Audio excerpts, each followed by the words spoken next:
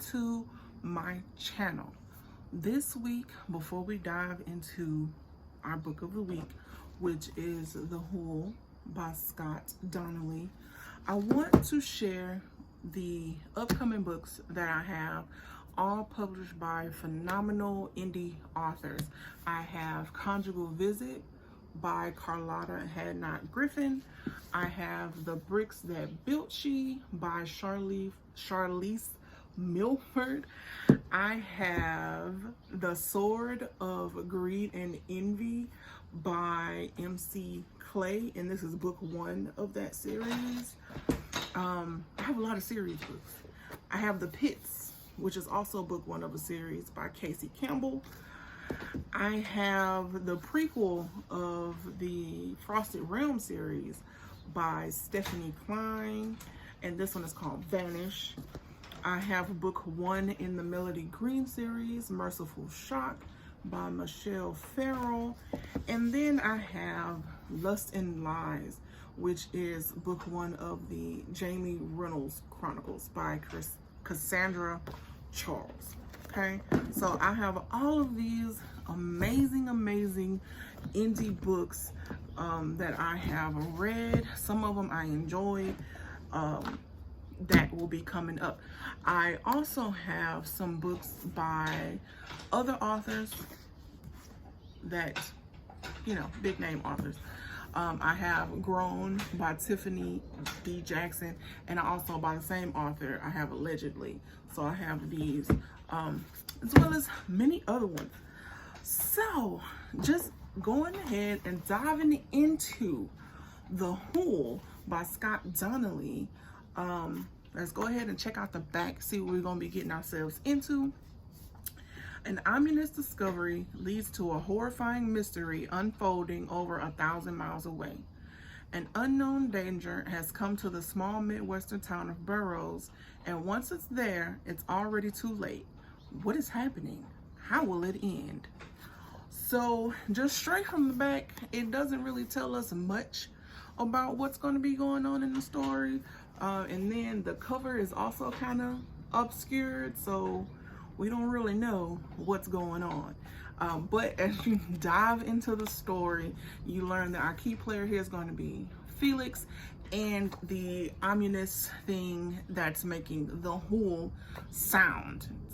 It's a sound. You don't really actually find out what it is in the book. Now, I enjoyed this book way more than I thought I would. Like, I legitimately enjoyed this book. I couldn't put it down until I finished with it, and you see it's not really that long. It took me maybe a couple hours, I want to say, in between some other stuff, but and the words are also, it's got a larger font, so I really knocked this out in no time. When I finally did get to the end and seeing how everything just kind of unfolded, I just was in shock, okay? I was just in so much shock, and I can't really talk about it how I really want to talk about it because, you know, I don't want to give away too many spoilers, you know, because I really want other people to be able to read it and kind of get that same experience that I have. It's very immersive.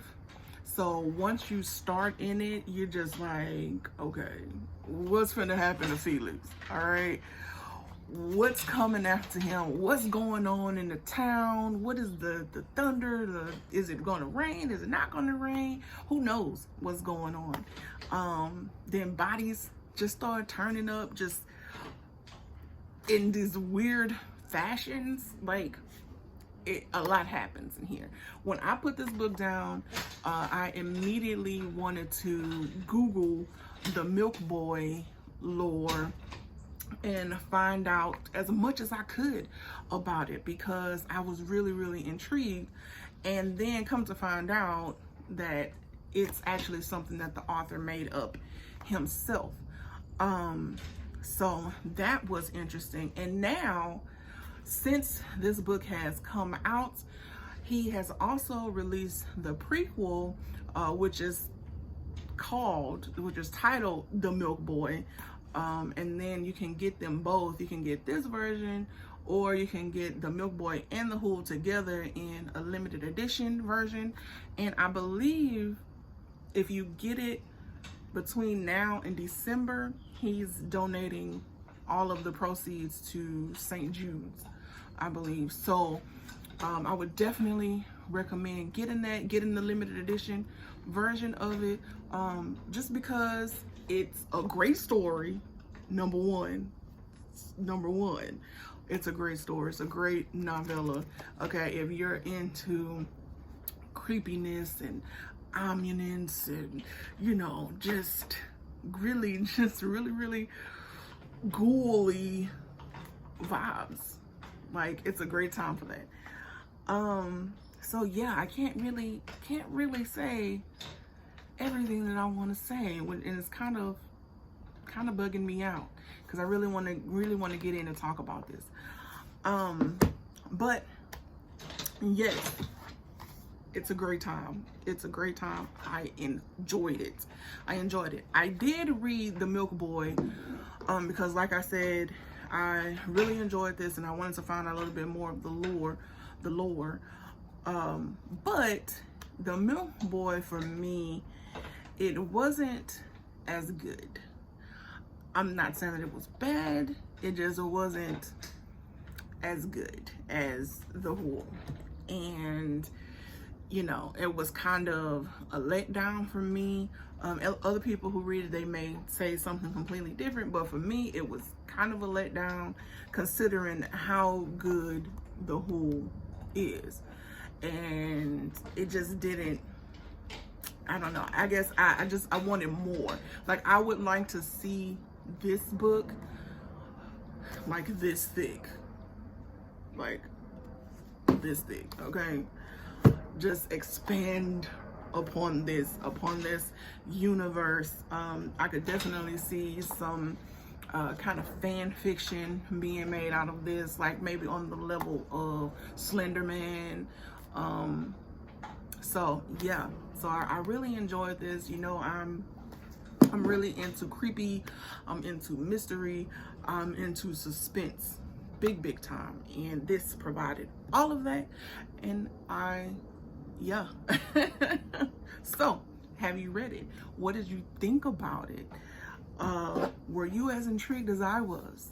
All right, because this definitely had me flipping the pages until I got to the end. All right, and then at the end, he also has a thank you page on there, which I thought was really